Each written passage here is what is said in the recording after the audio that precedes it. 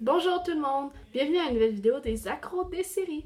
Comme je peux pas faire de fact car aucune question n'a été posée sur l'autre vidéo, je vais faire une vidéo normale. C'est-à-dire, je vais vous présenter une série et tout ce que j'aime et tatati tatata. Bref, comme toutes les autres vidéos. Désolée, du lapsus. Donc, aujourd'hui, la série que je vais vous présenter, c'est Jane the Virgin. Donc, Jane the Virgin, c'est l'histoire d'une fille vierge, c'est pas pour rien que ça s'appelle Jane the Virgin, Jane la Vierge, qui tombe enceinte comme miraculeusement, tout le monde croit que c'est un petit Dieu, par insémination artificielle accidentelle en fait. Elle l'a pas voulu et tatati et tatata. Bref, tout ça pour dire qu'il y a une grosse histoire là-dedans. Donc, les points que je vais aborder avec vous aujourd'hui, c'est la présentation des personnages principaux et leurs caractéristiques, les couples que je kiffe, les saisons 1 à 3, donc en fait toutes les saisons présentement disponibles, et le spoil du dernier épisode. Donc, le premier personnage que je vous présente est le personnage de Jane. Donc, Jane. On s'entend que c'est le personnage vraiment principal, fort et tout de la série. C'est pas pour rien que ça s'appelle Jane the Virgin, parce que c'est tout centré autour d'elle, avec tous les personnages secondaires, les personnages principaux et tout. Donc, Jane, elle vit avec sa mère, sa grand-mère, dont je vais parler plus tard. Moi, personnellement, je la trouve un peu fofolle et pas mal stressée aussi. Elle est toujours en train de courir partout, toujours stressée pour rien, fait toujours des gaffes, bref, un genre de personnage maladroit. Mais j'aime beaucoup les personnages maladroits parce que ça leur donne comme une genre de personnalité qu'on voit pas souvent, je trouve, à l'écran. Le prochain personnage que je vous présente, c'est le personnage de Raphaël. Donc, le personnage de Raphaël. Raphaël, tout d'abord, c'est le baby daddy de Jane, le père du bébé de Jane. Donc, on s'entend qu'ils n'ont pas pris un acteur, gros ventre, calvitie et tout, là. C'est vraiment un très, très, très, très, très bel acteur, honnêtement, là. En tout cas de mon avis, personnellement. Puis on s'entend que Justin Baldoni, l'interprète de ce personnage, joue vraiment très bien à l'écran les émotions et tout là, dans les derniers épisodes, je trouve, qui sont sortis. C'est vraiment. Il sait comment faire passer l'émotion, il sait comment faire circuler. Admettons qu'il est stressé, on le sent, donc on est comme, oh my god, qu'est-ce qui va y arriver? T'sais. Donc, ce que je pense au personnage de Raphaël, honnêtement, je trouve qu'il est cliché. Oui, cliché, riche, avec un grand hôtel, super beau, qu'il y a toutes les femmes à ses pieds. Bref, un cliché, je trouve, personnellement. Vous pouvez regarder la série et puis dire ce que vous en pensez, en fait. Ça me dérange pas vraiment, mais personnellement, je trouve vraiment que c'est un cliché de la personne riche. Prochain personnage, Michael. Donc, Michael, tout d'abord et avant tout, c'est un policier. Donc, on montre dans la saison 1 comment il a rencontré Jane dès le premier épisode, en fait, qu'elle faisait un party, puis qui est arrivé parce que, bref, elle a fait trop de bruit. Puis, elle pensait que c'était un gigolo et elle a pris son arme et tiré dans le plafond. Bref, ils sont tombés amoureux. Donc, c'est son amoureux aussi. Puis, ce que je pense de Michael, je trouve que c'est un personnage, comment je pourrais dire, excentrique, un personnage égoïste, un personnage qui pense juste à lui au début. On s'entend qu'avec Jane, il y a eu des hauts et des bas, des relations tumultueuses. Durant la saison 1, ils se sont laissés, ils sont revenus ensemble, ils se sont laissés, ils sont revenus ensemble. Bref, grosse merde. Donc, je pense vraiment que c'est un personnage excentrique qui a comme qui a pas d'affaire dans la série. C'est sûr, on s'habitue puis tout quand on n'aime pas le personnage. Donc, je me suis habituée et tout. Mais là, il y a un gros choc que vous allez savoir dans le spoil du dernier épisode. Next, le personnage de Rogelio. Donc, Rogelio. Oh mon Dieu, le vrai gros cliché de la superstar. Qui est excentrique, arrogant, qui veut tout de suite, qui a des millions d'abonnés, qui tweet tout, qui cause des problèmes, bref, vrai cliché de superstar. Mais Rogelio, par exemple, on le découvre seulement à la fin de la saison 1. Ok, oui, on le voit quelques fois au cours de la saison 1, dans les telenovelas, dans sur les affiches. Bref, on voit, il est quand même omniprésent dans la saison 1, mais personnellement, au début, j'aimais vraiment pas ce personnage-là, mais au cours des épisodes, j'ai appris à le connaître et à l'aimer. C'est vraiment un très très très bon personnage, finalement, au bout du compte, même si parfois, il y a des idées un petit peu bizarres et un petit peu pas folles. Ensuite, Matteo. Donc, Matteo, c'est le fils de Jane et de Raphaël. Donc, j'ai pas grand chose vraiment à dire sur ce personnage-là, seulement que c'est aussi un personnage important puisque la série est aussi un petit peu concentrée sur lui. Puis, comme il est encore bébé bébé, enfant, là, de 0-2 ans durant la série, on peut pas vraiment dire ses caractéristiques, ce qu'on trouve le fun, ce qu'on trouve pas le fun. Seule chose, c'est qu'il est vraiment très, très, très, très cute. Maintenant, c'est au tour du personnage de Xiomara. Donc, Xiomara, c'est la mère de Jane. Ce que je trouve le fun de son personnage, c'est que, tu sais, elle a quand même des bons raisonnements, puis elle prend le temps de s'excuser quand elle fait quoi de pas correct, elle l'assume, vraiment pas comme Rogelio, on s'entend. Puis, vraiment, je trouve que c'est un personnage qui a quand même un caractère fort quand elle veut, là. Puis, sinon, j'ai pas d'autre chose à dire sur Xiomara, malgré le fait qu'on la voit dans tous les épisodes de la série jusqu'à maintenant. Donc, à part aussi qu'elle prend des mauvaises décisions, des très mauvaises décisions parfois, dont je vais vous parler dans le prochain segment. J'aime quand même beaucoup ce personnage depuis le début de la série. Puis, bref, c'est vraiment pas un personnage ordinaire. Maintenant, c'est au tour du personnage de Abuela. Donc, Abuela, j'ai pas grand chose non plus à dire sur elle, à part que c'est la grand-mère de Jane et qu'elle vient du Venezuela. Puis, quand on écoute les épisodes, ce que je trouve pas, par exemple, c'est que quand on écoute les épisodes en anglais, quand ils viennent de sortir, par exemple, sous-titrés, que Abuela parle toujours en espagnol. Toujours, on n'entend jamais parler en anglais. Fait qu'il faut toujours comme lire genre les sous-titres anglais puis les sous-titres français. Ça commence vraiment à devenir énervant. J'aimerais ça que la fasse plus parler anglais. Puis sinon, Abuela, ben, c'est une vraie grand-mère, là. Une vraie grand-mère, genre. Qui fait des plats pour tout le monde, qui est réconfortante, bref. Le vrai portrait d'une grand-mère, le cliché d'une grand-mère, en fait. Et finalement, le personnage de Petra. Ok, Petra, c'est l'ex-femme de Raphaël.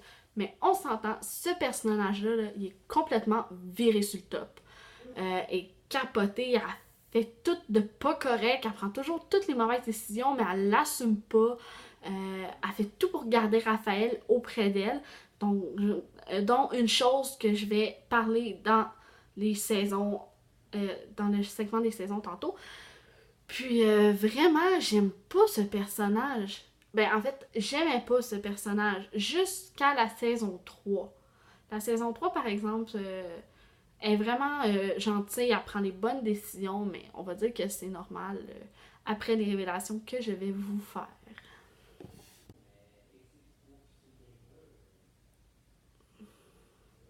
Donc maintenant, je vais vous parler des couples que je kiffe. Je vais vous dire pourquoi je les aime et je vais donner des détails croustillants. Le premier couple que je kiffe, c'est Raphaël et Jane. Vous savez, quand il y a des triangles amoureux, il faut toujours choisir une team. Comme dans Twilight, il y a Edward et Jacob. Fait que Team Edward ou Team Jacob. Ben dans Jane the Virgin, c'est pas mal la même affaire. Il y a Team Michael et Team Raphaël. Personnellement, moi je suis Team Raphaël. J'adore vraiment ce couple. Je trouve qu'ils vont vraiment bien ensemble. Puis je trouve qu'en plus, c'est un avantage pour Matteo. Donc, au début de la saison 1, Jane sortait avec Michael, mais au cours de sa grossesse, elle l'a rompu avec Michael pour finalement sortir avec Raphaël. Ils sont sortis ensemble quelques temps, mais ont fini par rompre par rompre, désolé, à cause de Raphaël. Donc, sa décision à lui, il a rendu Jane vraiment triste. Il a dit des choses vraiment méchantes, ce que moi, personnellement, j'ai vraiment pas apprécié. J'étais comme, ben là, Raphaël, t'es pas un gros con. Bref. Puis, là, il s'en est voulu et tout. Et tout au courant des 2 autres saisons, il a essayé de la récupérer. Mais on peut dire que ses tentatives n'étaient pas très fructueuses. Dans la saison 3, j'espère vraiment qu'ils vont avoir une chance après le spoil du dernier épisode, dont je vais vous révéler tantôt. Puis, j'espère vraiment que s'ils réessayent, ça va marcher parce que je suis vraiment une très très grosse fan du team Raphaël. Le dernier couple que je kiffe est, non le moindre, Rogelio et Xiomara. Donc, Xiomara et Rogelio, c'est tout sauf un couple ordinaire. Donc, oui, ils sont restés pas longtemps ensemble, mais quand même, en dedans d'un court laps de temps, ils sont emménagés ensemble, ils ont voulu avoir un bébé, puis ils ont rompu justement parce que Xiomara ne voulait pas d'autres enfants parce qu'elle était rendue quand même assez vieille. On découvre dans la saison 2 qu'elle a 40 ans. Donc, déjà à 40 ans, c'est très risqué pour une grossesse. Et elle-même le sait. Puis, ensuite, ils sont revenus ensemble et Xiomara, désolé, a trompé Rogelio avec son pire ennemi. Donc, ils ont encore rompu. Bref, c'est vraiment un couple que j'aime. Je pourrais pas dire pourquoi, mais je trouve vraiment qu'ils vont trop bien ensemble, malgré leur personnalité totalement divergente. Puis, vraiment, c'est un très, très, très, très beau couple de mon point de vue.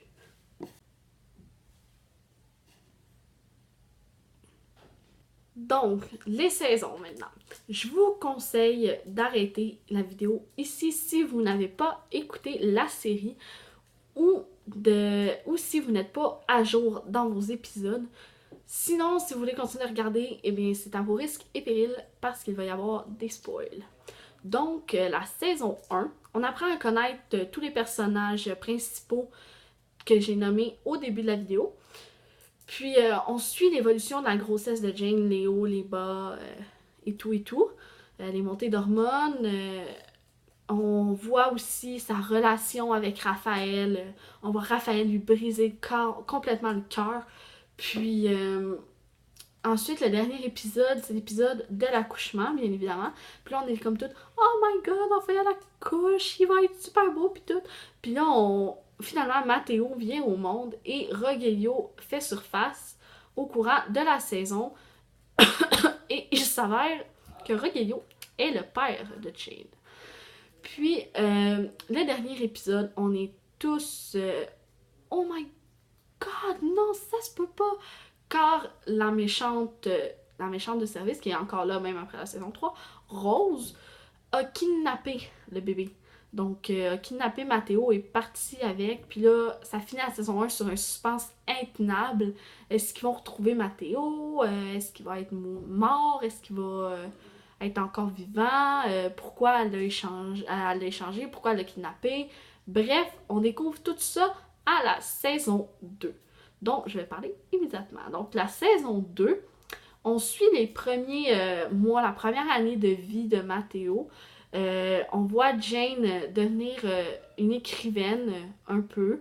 On voit les relations tumultueuses de Raphaël. On voit aussi Jane et Michael ensemble qui reprennent. Ils se fiancent ensemble.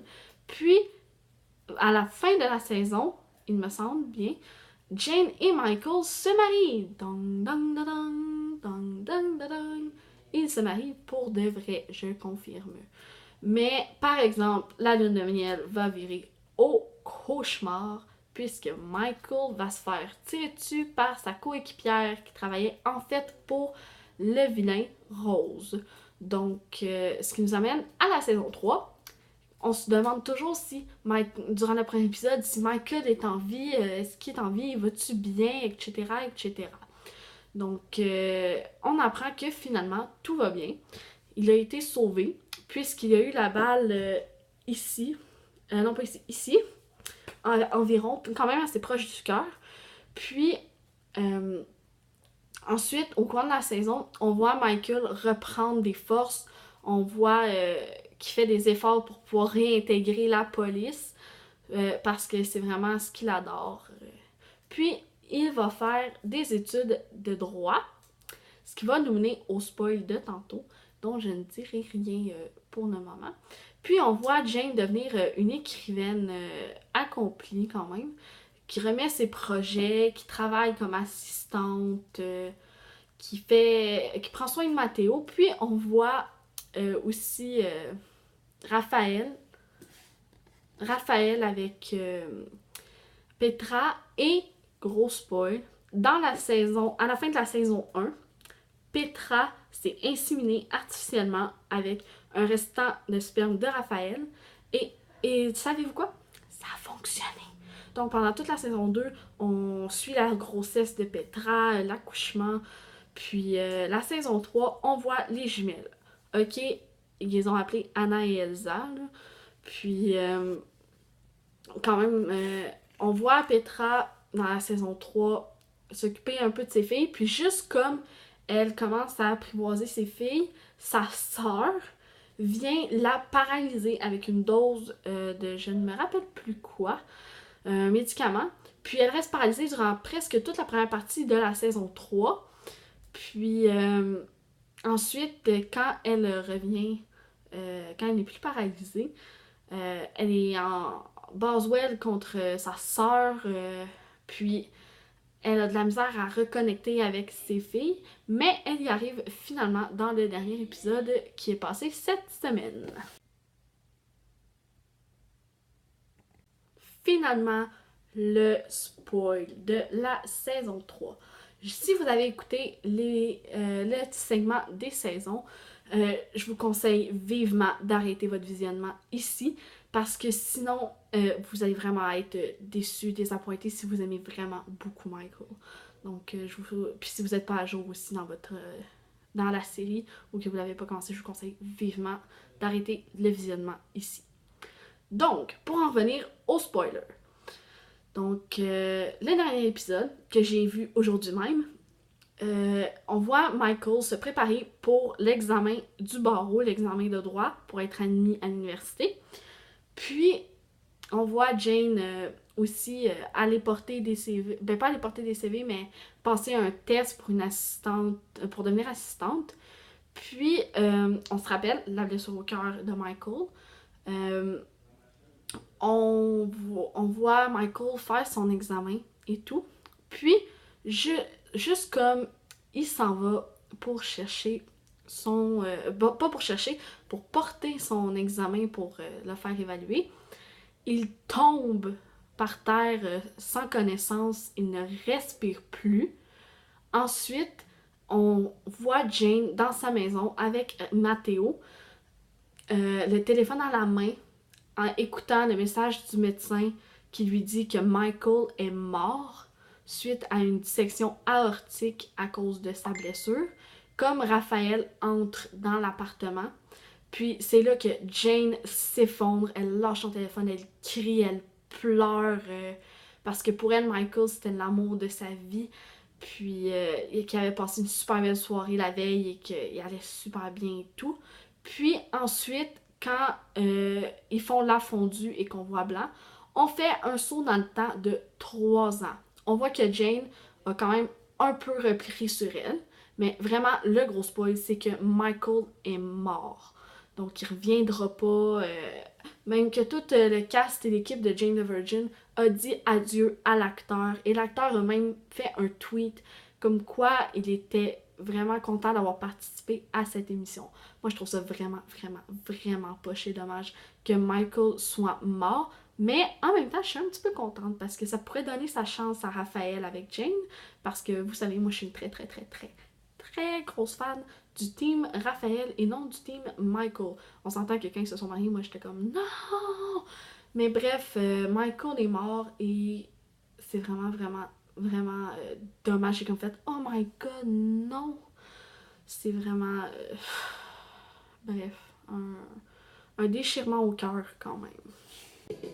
Donc, c'est ce qui conclut la vidéo sur Jane the Virgin. La prochaine vidéo va porter sur la série très bien connue Pretty Little Liars. Sur ça, je vous dis bye et à la prochaine!